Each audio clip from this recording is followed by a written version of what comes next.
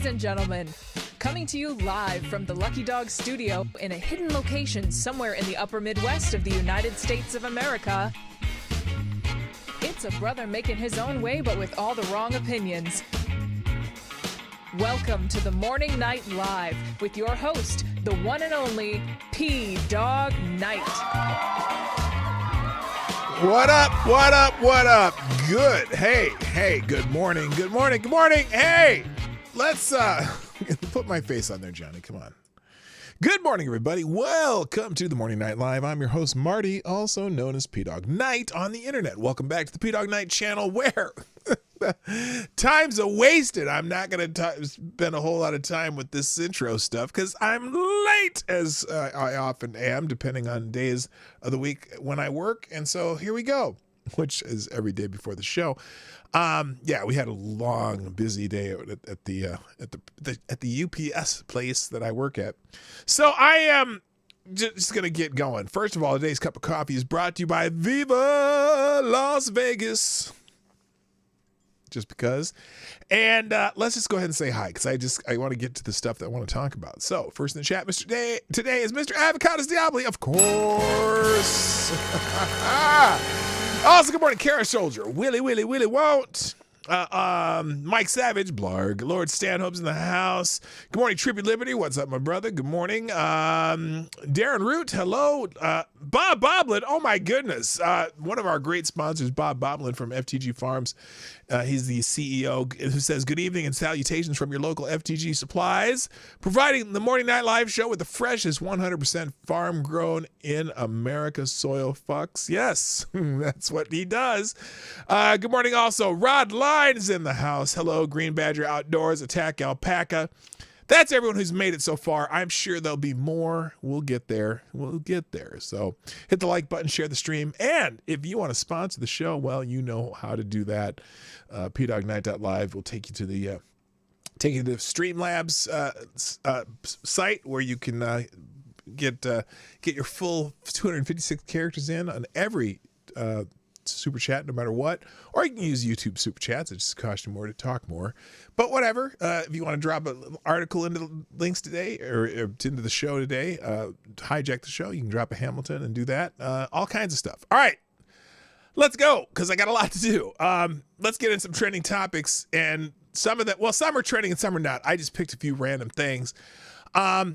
For some reason, Ben Sasse, I don't know if you remember Ben Sasse. He was a Republican congressman from the state of Nebraska, although he was Republican light, I got to be honest. But anyway, he ended up being but he's a good guy. I don't dislike Ben Sasse, but he ended up going being the president of the University of Florida, and I wish I could get a job like that. Because Ben Sasse is going to be no longer the University of Florida president. However, he's going to be getting a $1 million golden parachute a year salary leaving the University of Florida. Well, I don't know if he's leaving. So this is the story from the Tampa Bay Times. Sasse keeps $1 million salary for the University of Florida until 2028. So he gets another 4 years of $1 million a year. He had a severance agreement that'll continue to pay him at his base president salary until 2008 or until he finds a new job. Well, why would you find a new job if you could just leave and get $1 million a year? After defending his office's vast spending at the University of Florida president, by the way, this is why college costs so much, because the inflated salaries and whatever, and the unions, whatever. After defending his vast spending as University of Florida president, Ben Sasse stands to receive more than $1 million a year through at least 2028, according to the severance agreement released Monday. The former U.S. Senator from Nebraska, senator, I forgot he was a senator, wasn't he?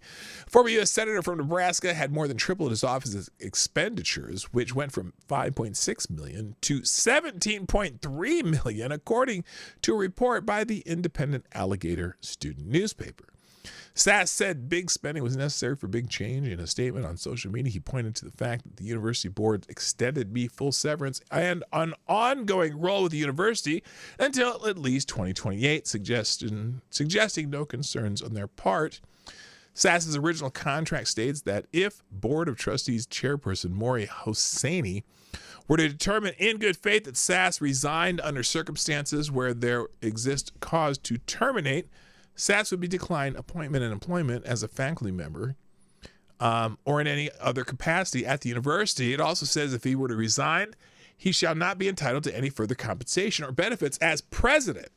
Now, Sass announced his resignation in July 28th, citing his wife's health. His termination agreement, however, states that he will serve as president emeritus, professor, and external advisor to Hosseini, and to continue receive his base salary of $1.04 million until February 2028, or until he accepts a full-time position elsewhere, or otherwise actually resign. It also said the university would continue to provide medical insurance benefits, including the separate health letter for your wife, which will remain in effect. The letter sent to Sass. Oh, what the hell? I don't care about that. The letter sent to Sass on April 24th, the day pro-Palestinian protests broke out at University of Florida, Sass' handling of which drew praise from Governor Ron DeSantis. Hosseini said, should Sass leave University of Florida for any reason or without cause, the university would ensure continued health care coverage for him, his wife, and his dependent children. So anyway, sometimes I don't understand these agreements. Maybe they had the agreement ahead of time, but that's getting some wide criticism on X. So it's trending. Everyone's talking about it, and mostly people are critical of him. But mostly people on the left. Mark Caputo says this is pure piracy at the University of Florida from Ben Sass, a $1 million golden parachute after he doled out overinflated salaries to Republican allies. Who didn't even live in the state and threw a fat contract to his old consulting company, McKinsey. Okay, here, so the government of Florida is paying Sass $1 million a year to give an occasional lecture where Sass will explain people should stop relying on the government and need to support themselves. I mean, he's getting smoke from the left, which I'm curious. Here's another one. Ben Sass spent years scolding everyone in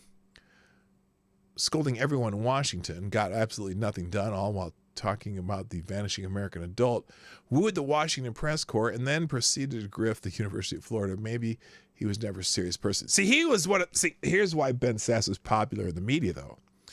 Ben Sass was popular in the media because he was one of those never Trump people. He was like one of the original never Trump people. And so there you go.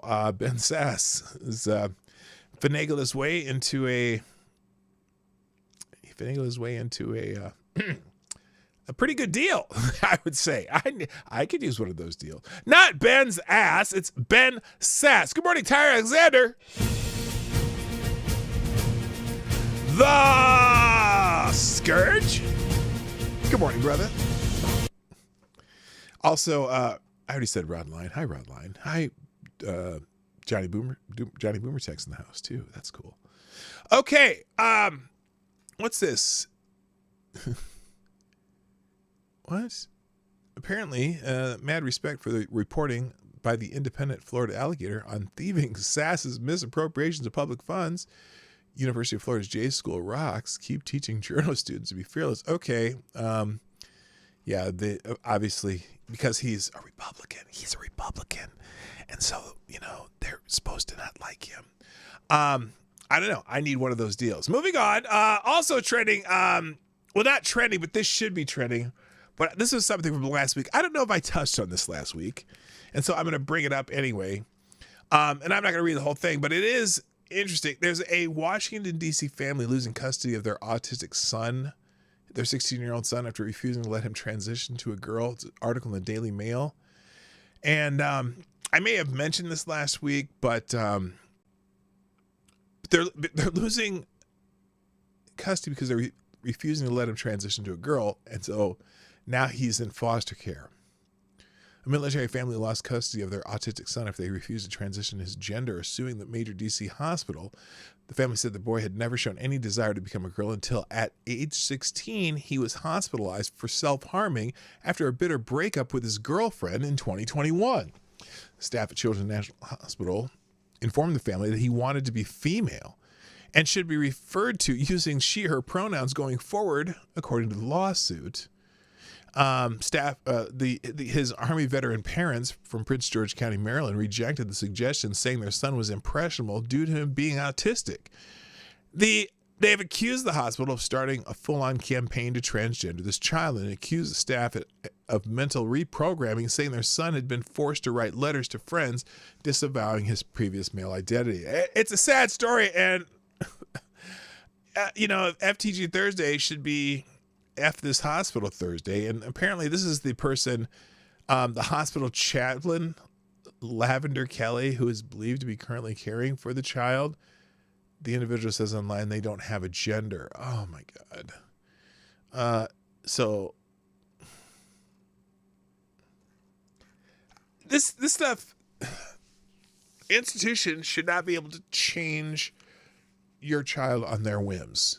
They should have, look, he's a minor kid. Even though he's 16, he's still a minor. And it's, this kind of stuff pisses me off. But if you want to read about it, it's in here.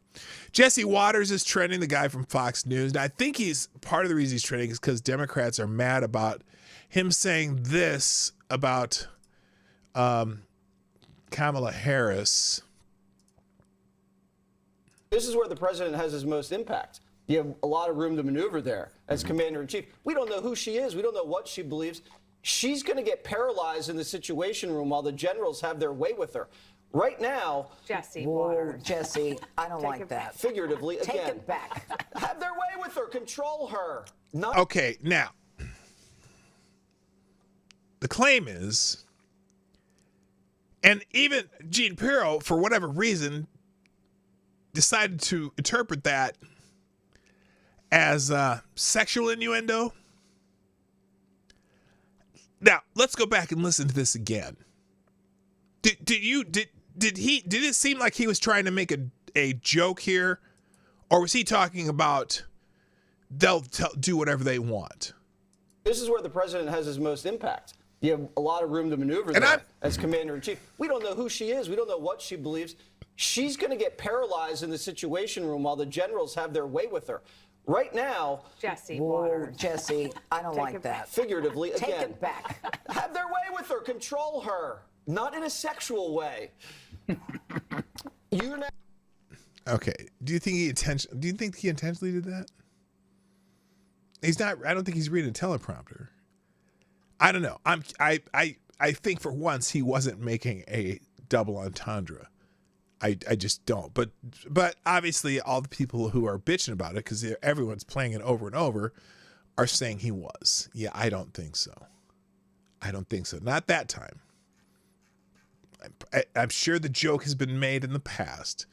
Another thing, though, about Jesse Waters that came up is apparently in Detroit, the RNC is suing the city of Detroit or Michigan because... Fox News alert, the Republican National Committee suing Detroit after learning the city hired 7 times more Democrats than Republicans as poll workers for the election. The RNC claims Detroit's election commission appointed about 300 Republican poll watchers compared to well over 2,000 Democrat poll watchers, breaking a state law that says there should be equal representation from both parties. RNC co-chair Lara Trump says that the committee will do everything in its power to ensure blue states play by the rules. If you're a person... Okay, hang on. Now, I understand that's something they should do, right? I wonder, and I wonder how hard it is to find Republicans in Detroit to actually be poll watchers or whatever involved in that. That's what I'm curious about. Who is attempting to cheat in our elections or an illegal citizen attempting to illegally vote in our elections, we will find you, we'll track you down, and we'll prosecute you to the full extent of the law. We're watching everything. We're filing lawsuits when necessary. And oh, my God. Oh, I've stopped her twice looking like that. I got to stop that. we're making sure we have people everywhere. Is that just how her mouth looks? Like it's counted to have eyes on everything. Okay. Much different story. Anyway, but they're obligated to do it, right? They're obligated to do it. And stop talking about not that kind of poll watcher. Good Lord. Good Lord. Your minds are in the gutter. The gutter, I say. The gutter. Anyway, that's another reason. Now, Vermont is trending, and I have no idea why. I've been trying to figure it out. The state of Vermont is trending. And I was scrolling through this on X trying to figure it out. Now, I know one thing that come up more than once, and that would be this. See, because people are constantly talk about how they're mad that Wyoming has only 600,000 people, but it has 2 U.S. senators. And I keep hearing these people talk about the Electoral College, and they're bitching about that too, because, it's not really democracy. California has 30 million people, and Wyoming has 600,000. It's interesting, though.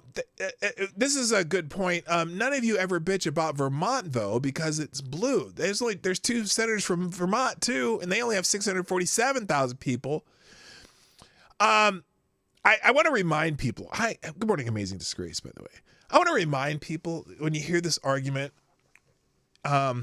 here's my counter to that argument. We're not a direct democracy. Our federal government is the government of the United States. The president of the United States, not the president of the people, okay? It's the president of a confederation of states. So the state, when you vote in your state gets to choose who they want to be the president of the states. And so it's not about the president of the people, because the states have their own governments, and then they decide who they want to be the president of the confederation of states. So our Constitution does give some leeway for population, but remember, each state government has its own sovereign state too. And so when you vote, your popular vote decides who your state wants to cast their votes for the president of the United States. Okay? The president is not ruling over the people, because we kind of got rid of that king shit, right? We don't do that king shit here. So ideally, the president of the United States and the federal government has limited powers, even though, they've been encroaching on some of the powers that the states have. But I don't want the president to have that much power. And also, if I live in a state that has its own state government, we run our own shit, I don't necessarily want some big-ass state like California or New York telling me what to do in my state. I want them to fuck off and let me do my business. So just a reminder, the president of the United States is not the president of the 300 million people. He's the president of the confederation of the states, representing the interest of all 50 states. And so every state allows to have is allowed to have their say on who becomes the president. And we also get to, and then we balance it out. Again, we balance out the population versus the individual states by giving people 2 senators, but then they get representation in Congress by the number of people in their state. So you get a lot more representation in part of it, but it balances out the power. Because we don't want, look, if I lived in Wyoming, I wouldn't want the people of New York deciding what happens in my state. In a democracy, they could just steal shit from you. And I don't want you stealing my shit. So I want to have enough power to be able to veto the idea that you can steal my shit. So there you go. That's one reason. And then also, well, I'll show you in a minute after this super chat. Thank you, Avocados Diablo, for sponsoring the show. And you are the new Streamlabs Superstar sponsor of the day. Dropping a small bullet in the tip jar saying, Kamala was the last person in the room after the pullout discussion. Now that is how you do a double entendre.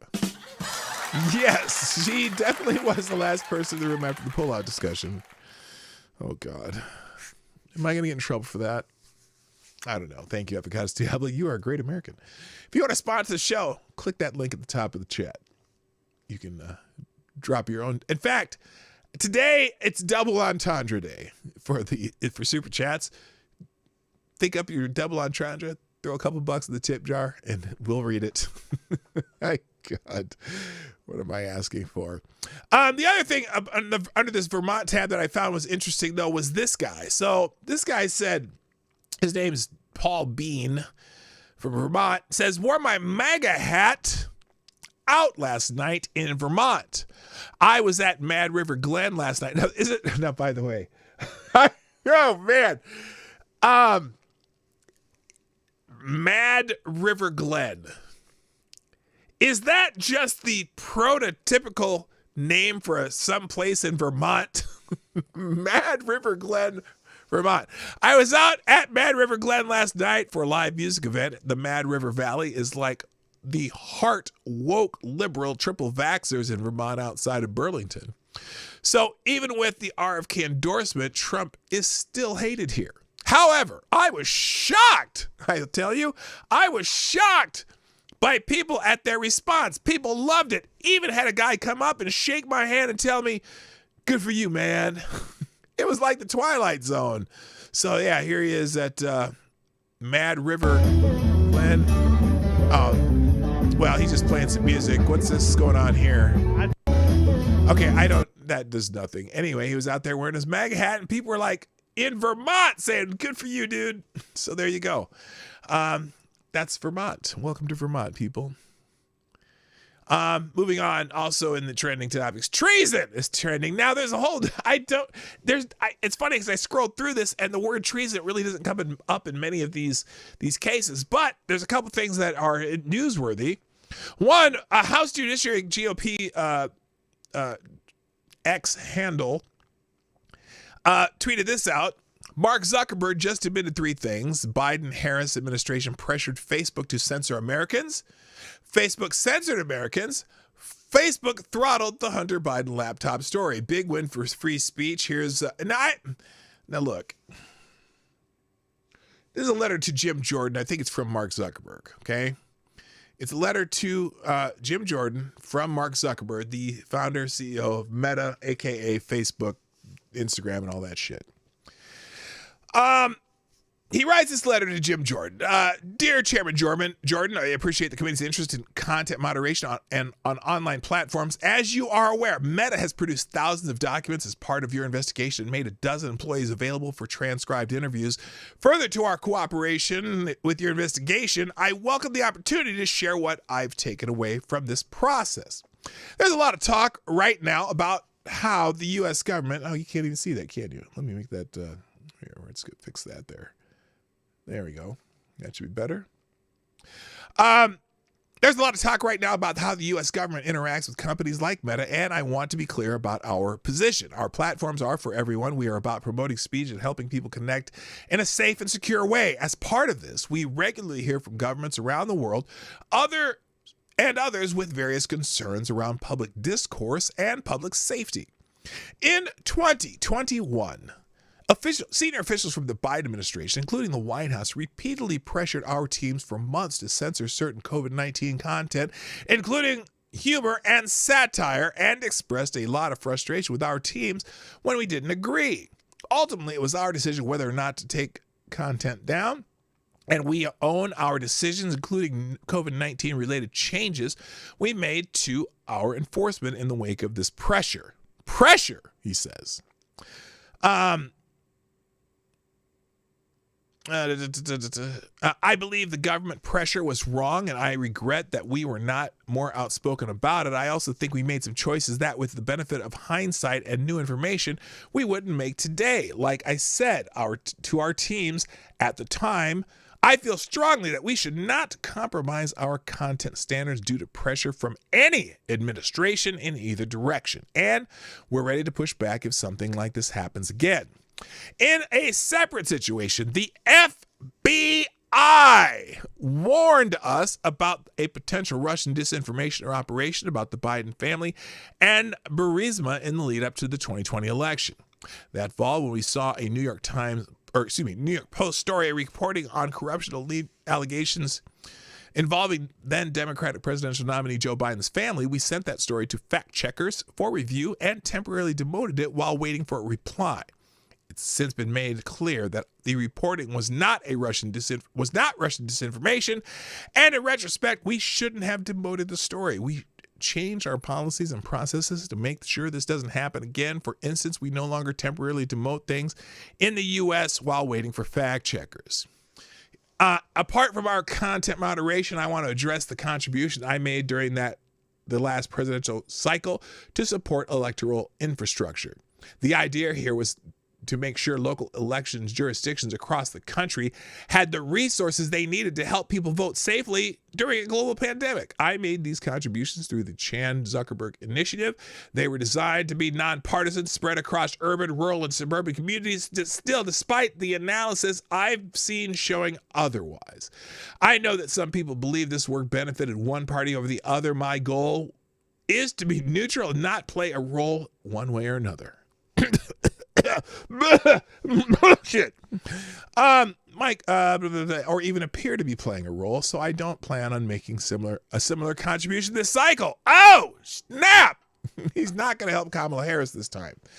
So, I see a lot of people, out there praising Mark Zuckerberg for writing this letter and blah blah blah blah blah blah.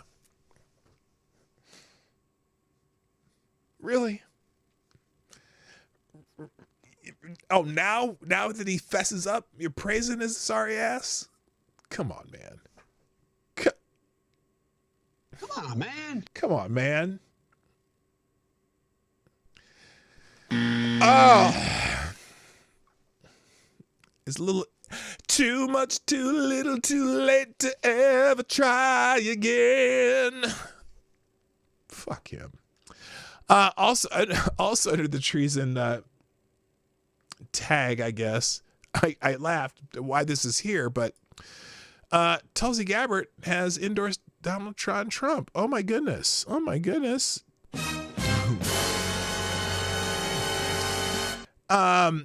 She made a little speech at some event here endorsing Donald Trump for president because I would have to say because Democrats are assholes. And they keep fucking with her, so she says, "Fuck it, I'm gonna join Bobby Kennedy and endorse Trump." It is a privilege to be here with all of you, my brothers and sisters in uniform, especially this day of all days. I had the privilege of joining President Trump this morning. We're gonna watch this whole thing at Arlington Cemetery, where he joined two Gold Star families and loved ones of Staff Sergeant Hoover and Sergeant G, both of whom were two of the 13 killed in the Abbey Gate attack 3 years ago today in Kabul. And I can tell you as we were there... By the way, this is interesting. Trump is in Arlington today commemorating the 13 soldiers who were killed in Afghanistan. And some people are calling it a photo op, whatever.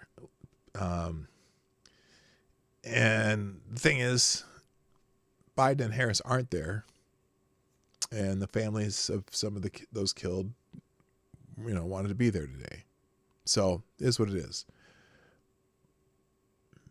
By the way, we're going to burden Kamala Harris with what has been. Anyway. As he laid a wreath at the tomb of the unknown soldier, joining these Marines' loved ones, I felt the sorrow that he shared with them in their loss.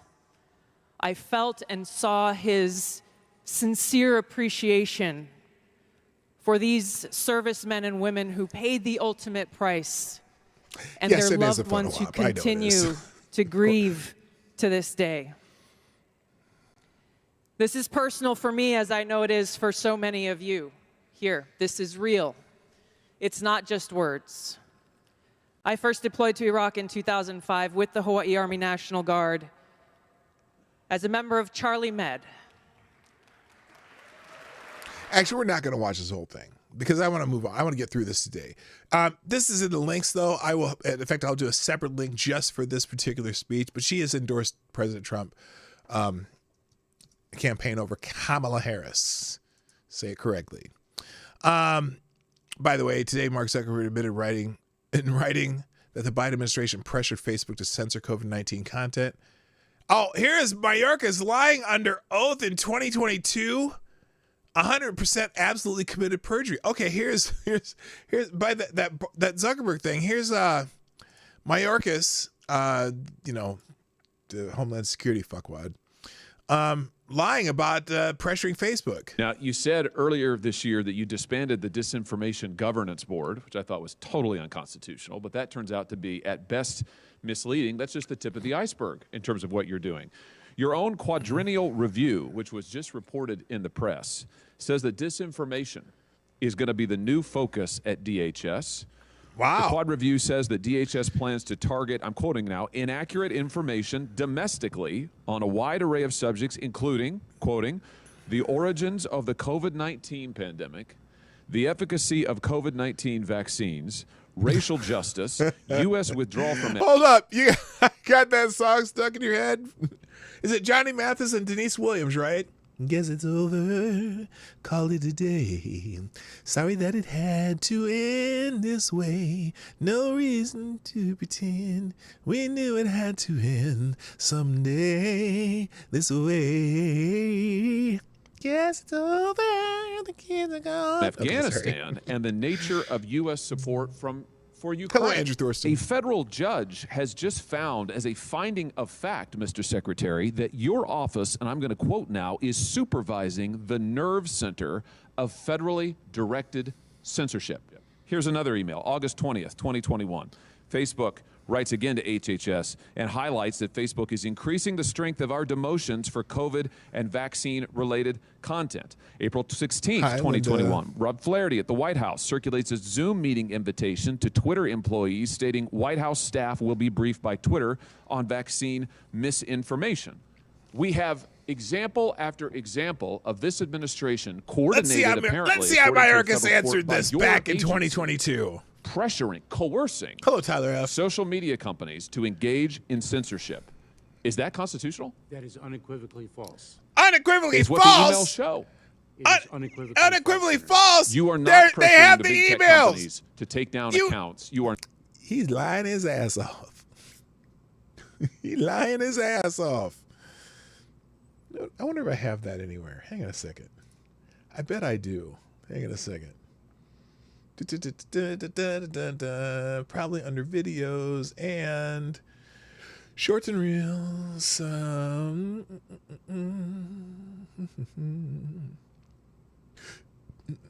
Where would that be? Would it be under P-Dog Shorts? Let's see. Eddie Murray, lying your ass off.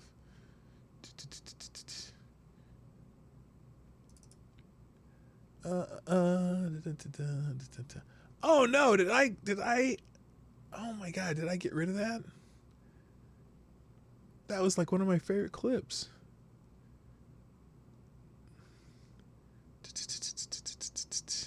Well, I am bummed. I must have accidentally done that.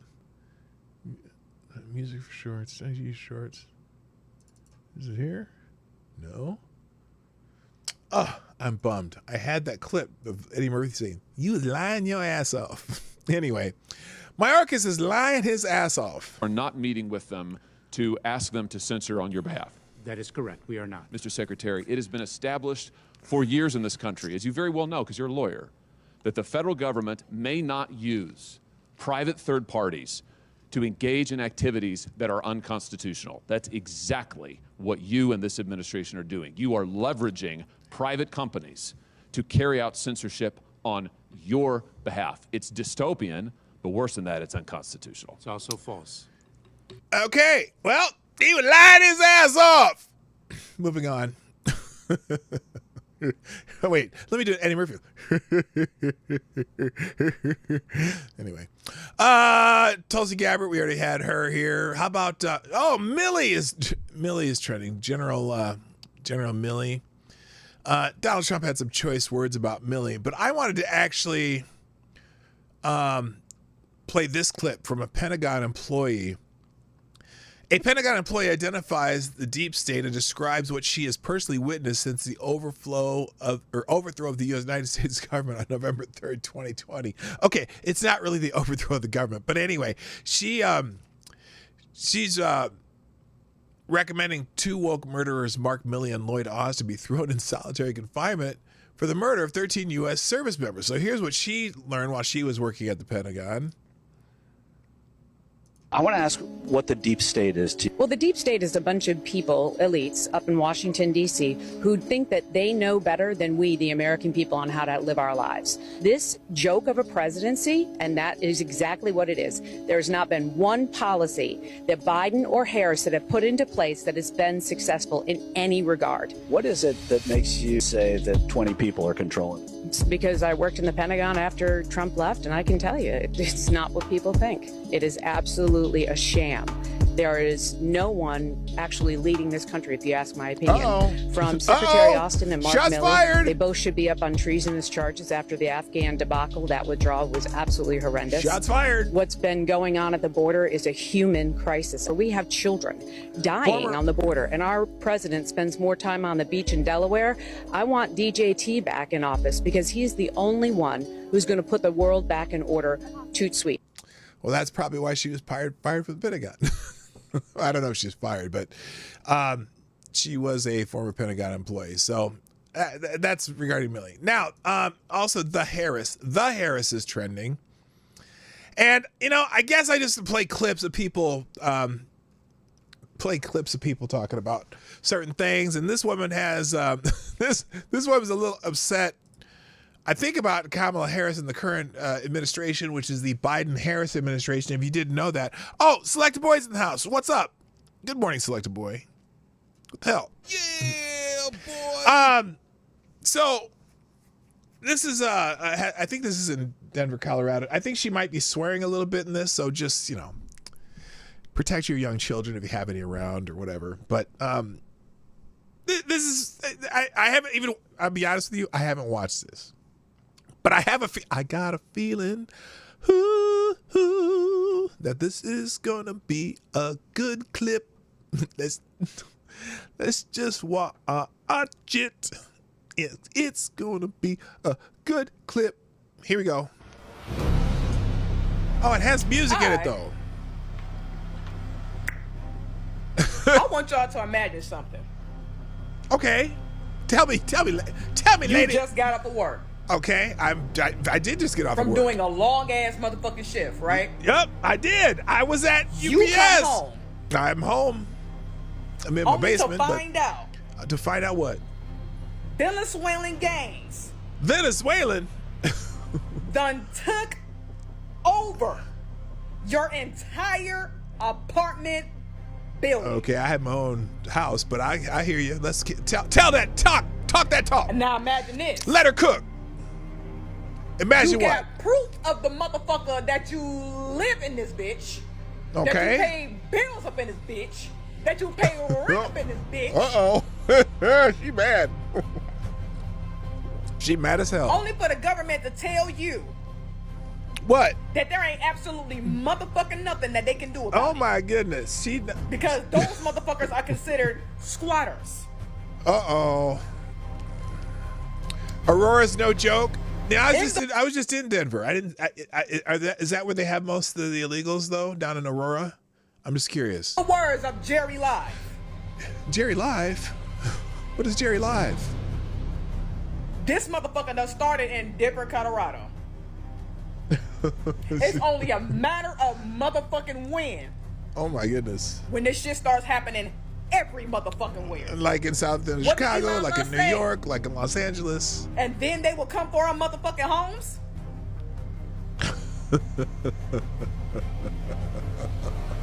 She mad. Question to Kamala. Yo, goofy ass was in charge of this motherfucking border motherfucking shit. But now that we got this goofy ass shit that's going to rapidly fucking grow. Oh my God. You expect for us to trust everything you motherfucking say. Because I'm sorry, you and all your little blue motherfucking friends lied at that motherfucking that conviction. That was that conviction, whatever the fuck that was. Oh my God. Just put Samuel L. Jackson's voice behind this and it's perfect. But this is even better. Lies upon lies upon lies. Because what the fuck are y'all doing? What the fuck are y'all doing to help these motherfuckers that had to leave their goddamn motherfucking apartment? Where the fuck are they gonna go? And the crazy part about it is, the way that they seized this motherfucker. These motherfuckers have heavy artillery. So now my question is, how the fuck is those motherfuckers that has been living there for fucking years, how the fuck they supposed to fight back? I don't know. Cause I don't know what the fuck. I'm watching the whole thing. I don't care. I don't care how long this is. In motherfucking Michigan. Oh, baby, we getting our leg back. What are you talking about? But because She's our upset. Motherfucking government done funded these motherfuckers to a grand fucking point that they can do shit like this with heavy fucking artillery. Then on top of that shit, if the government is not doing an absolute nothing fucking thing to help these motherfuckers, or when this shit blows the fuck up, when y'all are not going to help us. If the government is not going to help us, then that gives us the okay to defend ourselves, right? Except they'll arrest you for defending yourself. Didn't y'all give us the freedom to carry? Or did y'all take that shit away from us? Just like y'all did fucking the fucking Hawaiians.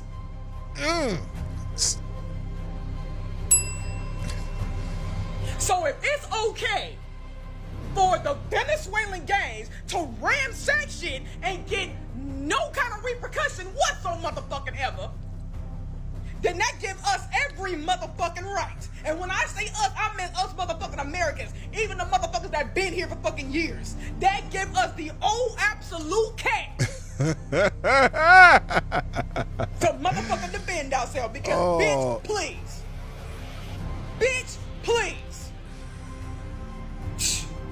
I wish they motherfucking would.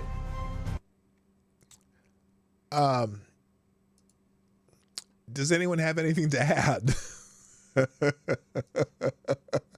That's getting its own link. I'm sorry. Stop. That's getting its own link. Everyone should retweet that. Giving it its own damn link. Any questions? She could have thrown in a few more motherfuckers. Yes, 7 out of 10. Damn, I'm glad I decided not to play the motherfucking drinking game today. That's probably a good idea. Can we vote for her for president? Is she Samuel L. Jackson's daughter? That's what I'm thinking. I don't know if she voted for this shit or not. I don't think she did. Artillery.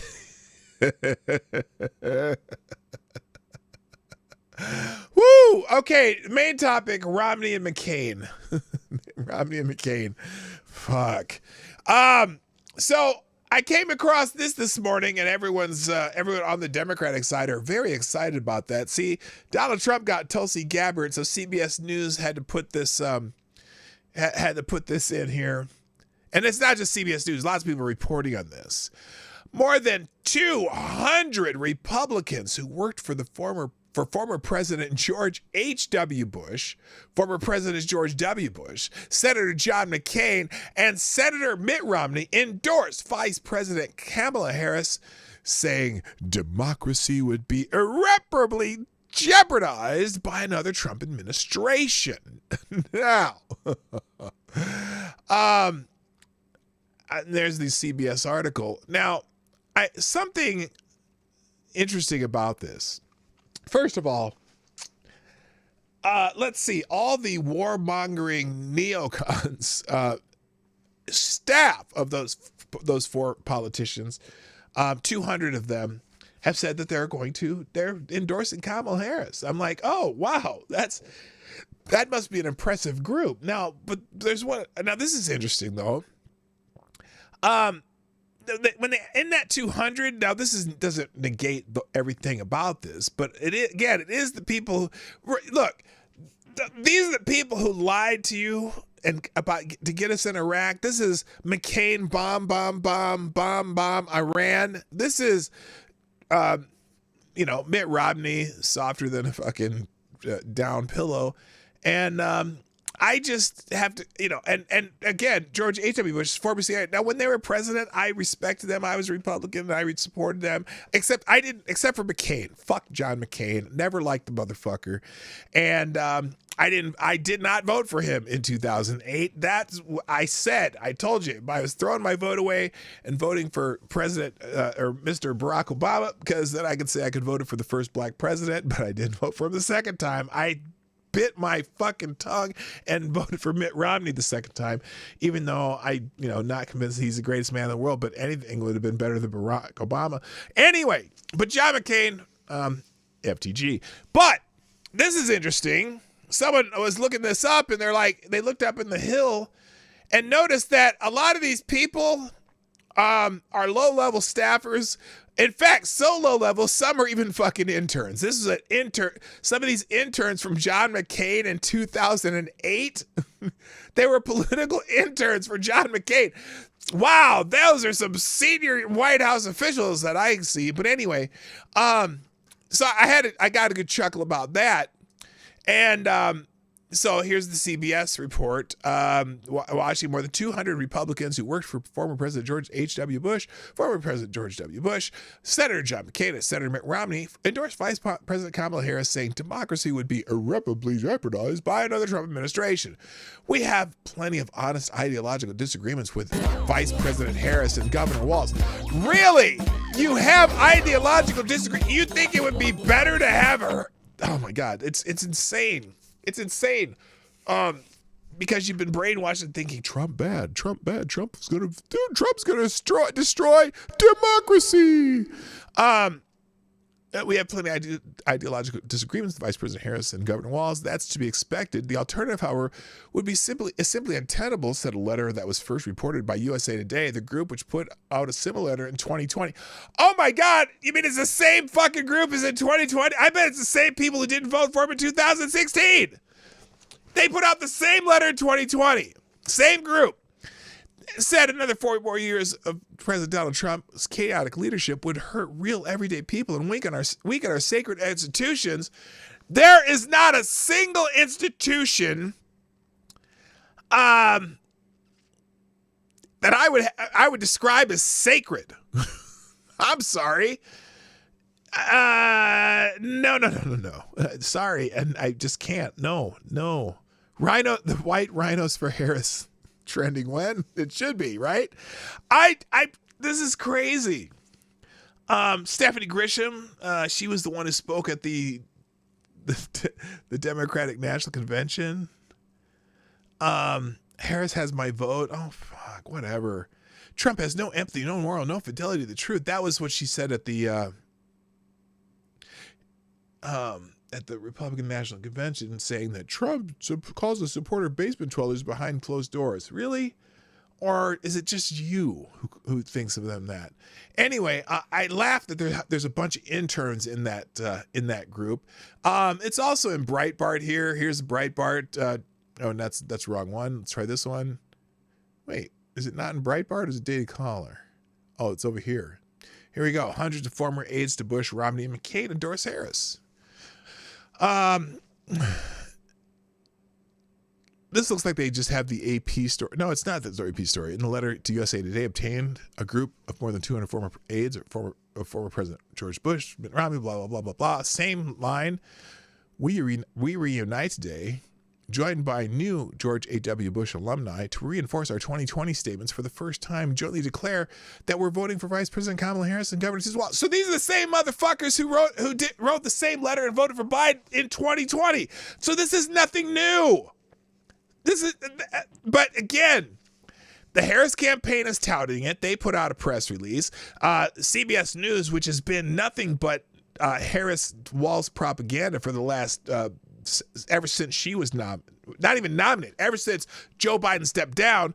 CBS, every headline I see on X, the app formerly known as Twitter, is just Harris propaganda. So who cares? I don't care. Thank you, Avocados Diablo, dropping another small bullet in the tip jar. Appreciate it. Says, are we just going to gloss over Bush, Romney, and McCain having AIDS? Never mind, they somehow became sentient.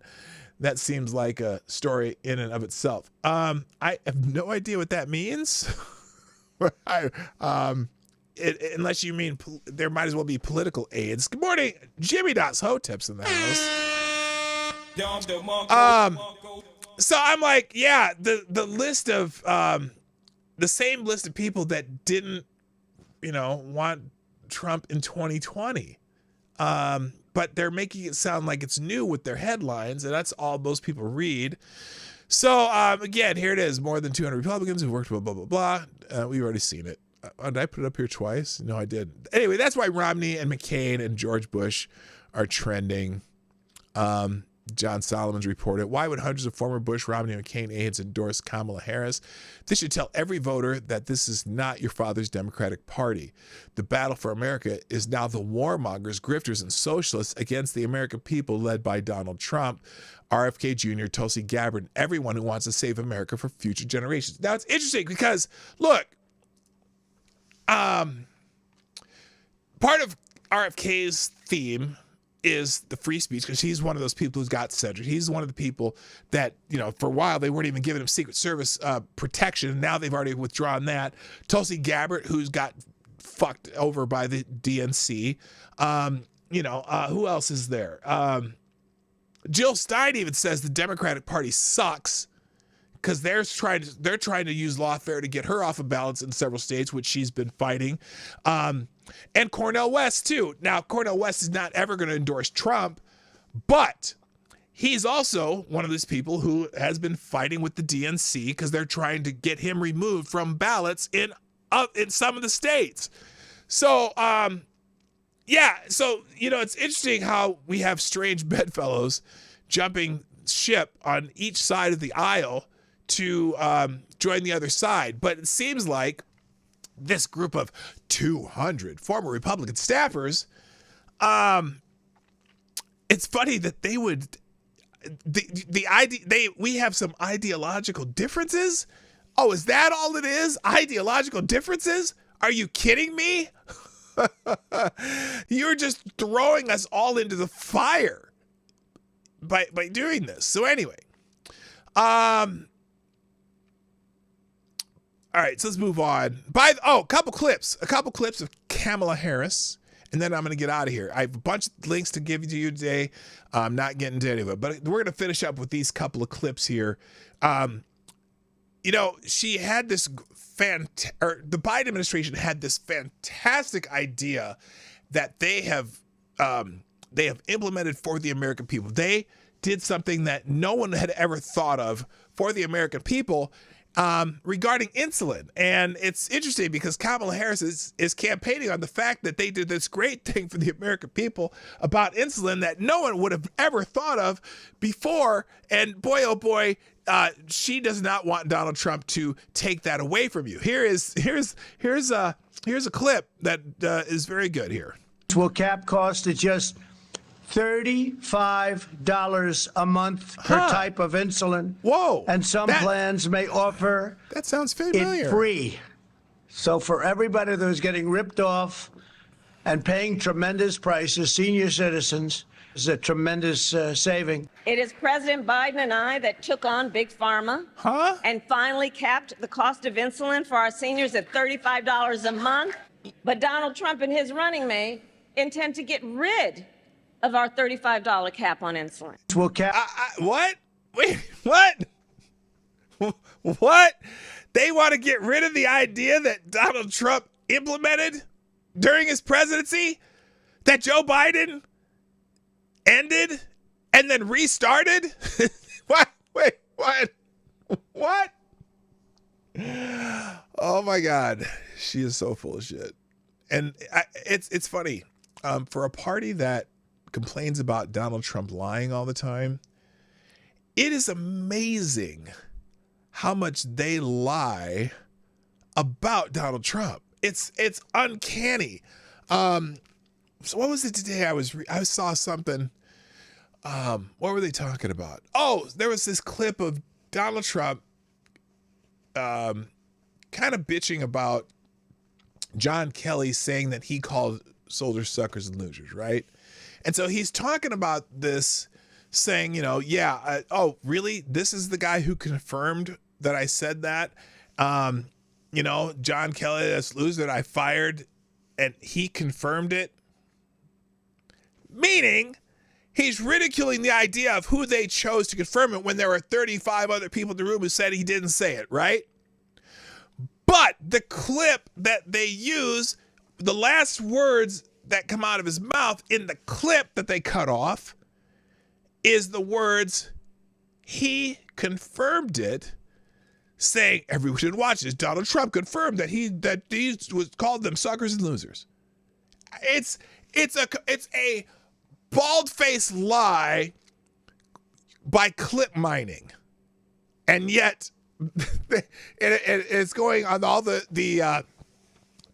Democrat shills accounts are posting the video that they cut off with the last words he confirmed it, even though he's ridiculing the idea that someone he fired supposedly confirmed this thing he said that no one else can corroborate he said.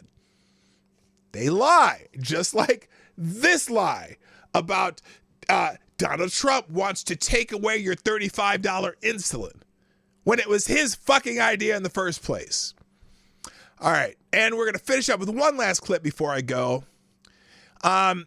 This is a clip of Kamala Harris being asked a question off the cuff.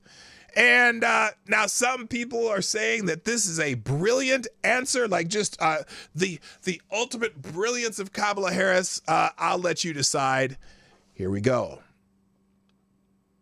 On a different front, Axios this week reported that President Trump, if he gets a second term, will sort of dial back, for lack of a better term, DEI programs that the Biden administration has put in force. DEI I programs. know you disagree with that. I obviously believe that you don't want him to get a second term. That said, if that does happen, what do you think that would do to race relations in this country? Oh, wait. Well, Whoa. Stop. The question is, let's make sure we understand the question. He says if Donald Trump were to dial back DEI programs, what would that do for race relations in the country? Now, I suppose my answer would be it wouldn't really do anything because DEI doesn't have anything to do with race relations. But I'm not, so that's probably not the detailed and very educated answer that Kamala Harris would tell you. So let's hear her answer to that question. Well, let me say we're going to win, so it's not going to happen. But I think that, listen, Hi, Shrapnel. Today is actually, I believe, an anniversary in terms of Dr. King, right? And I was just in Selma, and we celebrated, acknowledged the 59th anniversary of Bloody Sunday. I think it's really important that we as Americans always embrace our history, the parts that we're proud of and the parts that we're not proud of, but that we can't forget. And we should all agree that we should teach history, we should learn history if we're to ever have an accurate idea of where we want to go and where we don't want to go in the future.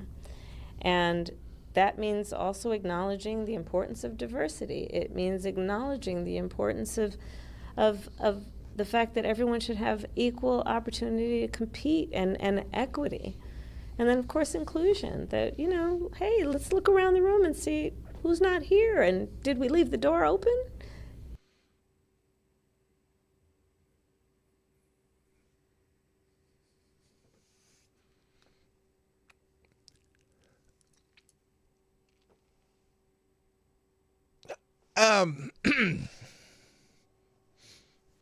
What was the question? What was the question? What would that do to race relations in the country? Guys, I